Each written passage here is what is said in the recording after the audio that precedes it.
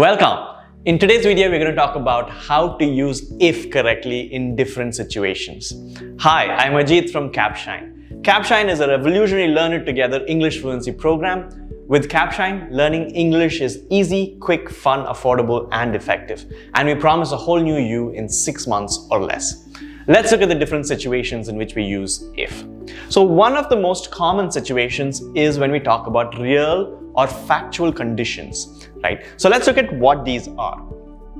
These tend to be when you're talking about truths, when you're talking about facts, when you're talking about habits, or you're talking about rules and instructions. You can use if to create such sentences. You create these sentences by using this, and grammatically this is called a zero conditional. Don't worry about it if this sounds weird. We will see examples and you'll be able to do it in real life. We don't really care what it's called at that point.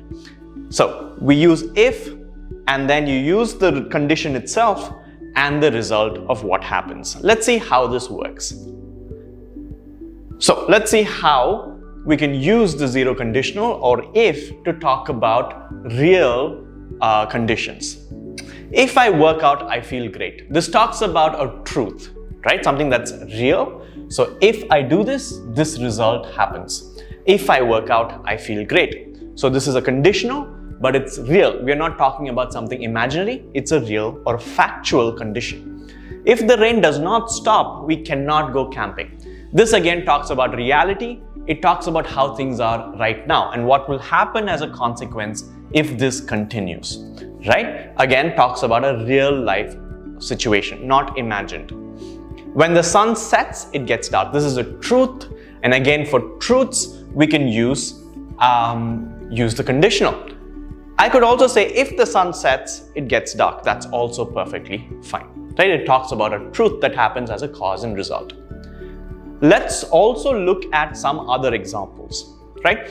If you leave the milk out, it spoils. Again, notice how it's very similar to that. It's a statement of fact. It's something that will definitely happen, right? So if you leave the milk out, it will spoil. Let's look at another situation in which if can be used. Again, talking about real situations, but to do with instructions and rules and habits. For example, if I am stressed, I go for a walk. So this talks about a habit. When this happens, right? If I am stressed, I go for a walk. What you can also do is think about situations where you have causes and effects in your life. What are habits that you do? Try to make sentences with if, put it on the comment, right? If it's cold, light the fire. So this is more of an instruction saying that if this is the case, then do that. A lot of instructions, a lot of troubleshooting uses this language. If it's not turning on, try plugging in the power cable, right? If you're not confident in English, enroll for the 30-day free trial with Capshine, and I'll talk more about it in a bit. Children can swim if an adult is with them. Do you think this is instruction? Not really. This is a rule, right? So there's a rule set. So if you go to a swimming pool and you see those rules, this will be one of the rules, right? I'm not telling you what to do. I'm telling you that this can happen only if this is satisfied, right? So what we've done is we've seen how if can be used in different contexts. We've seen how it can be used in real contexts of rules, behaviors, habits, truths, and generally true statements. Speaking of which, speaking of conditions, if you want to get better at being fluent in English, make sure you check out the 30-day free trial with Capshine.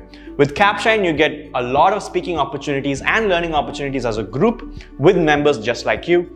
You get a personal coach who gives you feedback and recommendations on how you can improve, and daily micro lessons, challenges, and live classes to help you build your foundation and become a more proficient user of the language. Great. Let's look at the other situations where if is used. So we spoke about how if is used in real, actual, factual situations. It can also be used in possible conditions in the sense that it could happen, right? Something that is not necessarily set in reality.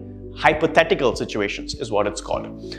So this is used to talk about plans, stuff in the future, predictions, speculations, or in other words, guesses, right? Promises, offers, sometimes even warnings and suggestions. All these are set in the future. There is no ground to this. There is no reality to this really. It's all in the future. So these are possible situations, right? And again, you create this by using if, the condition itself, the future will, and the action that will happen. Again, let's see how this works firsthand. If she doesn't call, I will be angry, right? So are you angry right now? No. What you're trying to say is that if she doesn't do this action at this point, in the future, there will be a consequence, right?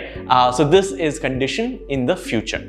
Similarly, if you don't eat now, you will be hungry later. Again, something that parents say quite often to their children. So if you don't eat now, you will be hungry later, and when you ask for food at that time, I will not give you, right? And if you ask for food at that time, I will not give you. So multiple conditions, multiple possible conditions in the future using if and will, right? Again, you could use when to talk about the same thing. When the sun sets, it will be cold, right? You're talking about something that will happen in the future. You're not talking about right now. You're talking about possibilities. A few more examples. If you keep the milk out, it will spoil. Again, here, it is a statement of fact, but you're talking about it in the future, right? By using if and will. The action and the result. That's pretty much how it's constructed. And by now, you probably get a hang of how these possibilities and conditions are constructed.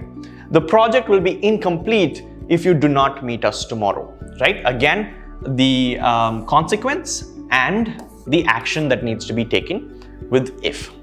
And finally, it will take time if we go by bus.